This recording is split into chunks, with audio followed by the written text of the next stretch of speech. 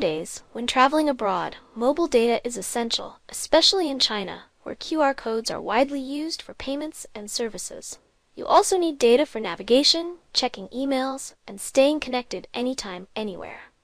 While your home mobile service provider may offer roaming, it's often expensive. Fortunately, there's a better solution: eSIM. In this video, I'll show you how to use an eSIM with your mobile phone when traveling in China. You can start by searching for eSIM options on Google. You'll find introductory information and a list of providers. Let's go through a few of them. esim.sm. Visit their website and search for your travel destination. For China, for example, they offer 5 GB or 10 GB data plans valid for 30 days. Just choose the plan that suits your needs, simple and straightforward. Trip.com. They also offer flexible eSIM plans. You can select how many days you need the eSIM or how much total data you want, for example, for 30 days. It's quite flexible.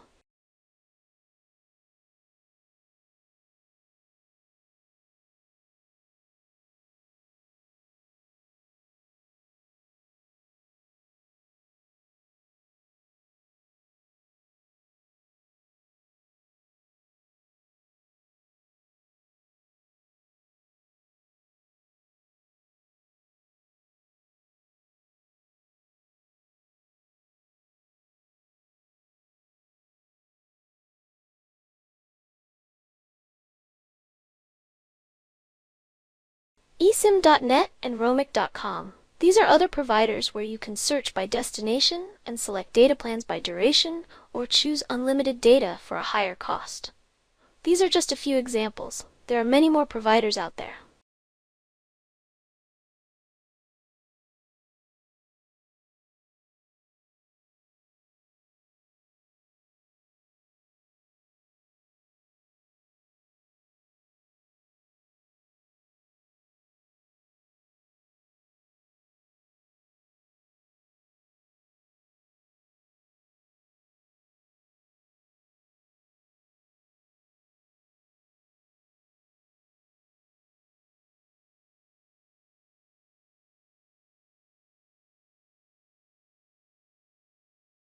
After comparing options, we chose esim.sm. Before purchasing, make sure your phone supports eSIM. You can check supported devices on their website. Once confirmed, you can purchase directly through their website or mobile app.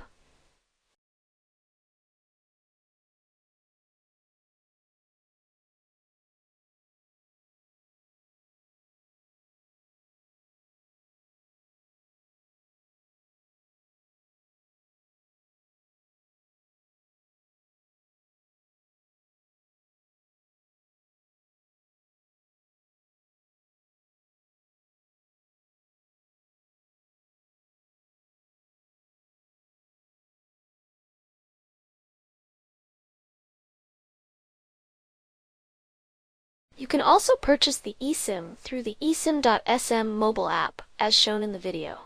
After completing your purchase, you'll receive a confirmation email with instructions for installation.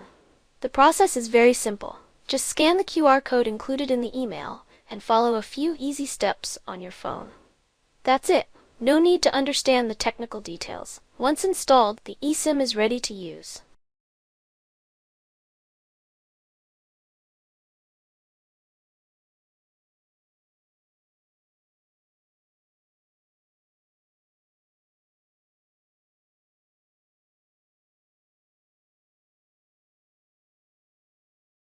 Don't forget to enable roaming for the eSIM in your phone settings to activate it.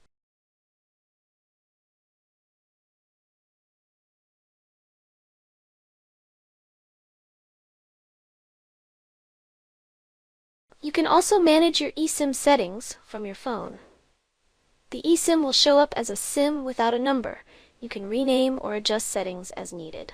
Finally, test the eSIM to make sure everything works. Before I went to China, I had heard that many mobile apps are blocked there, such as Gmail, Google Maps, YouTube, X, formerly Twitter, Facebook, WhatsApp, and so on.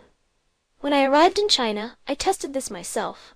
Indeed, those apps were inaccessible when I was connected to local Wi-Fi or using a SIM card from a Chinese telecom operator.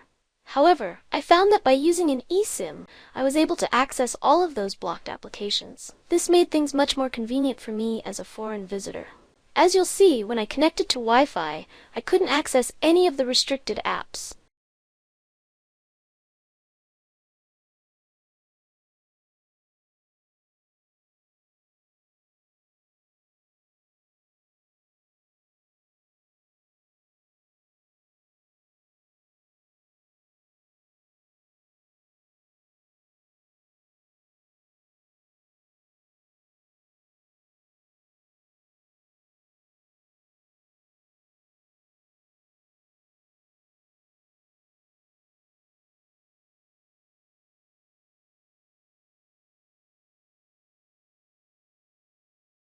But once I disconnected from Wi-Fi and used my eSIM to connect to the China mobile network, I was able to access them without any issues.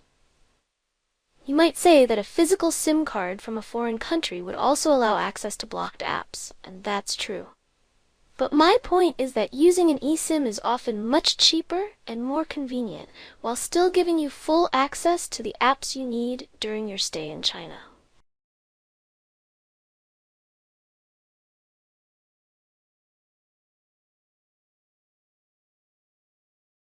At the end of the video, you'll notice that when I had access to the blocked applications, I was connected to China Mobile. Please don't be confused if you see that a VPN was also shown as connected. In reality, most VPNs are blocked in China.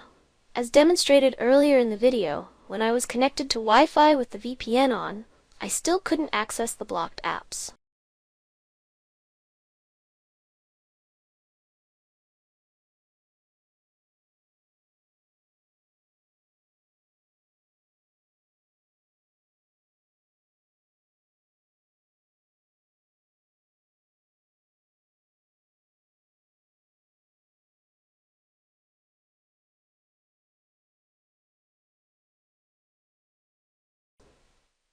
I hope this video helps you prepare for your trip to China, especially if you want to access blocked apps while traveling.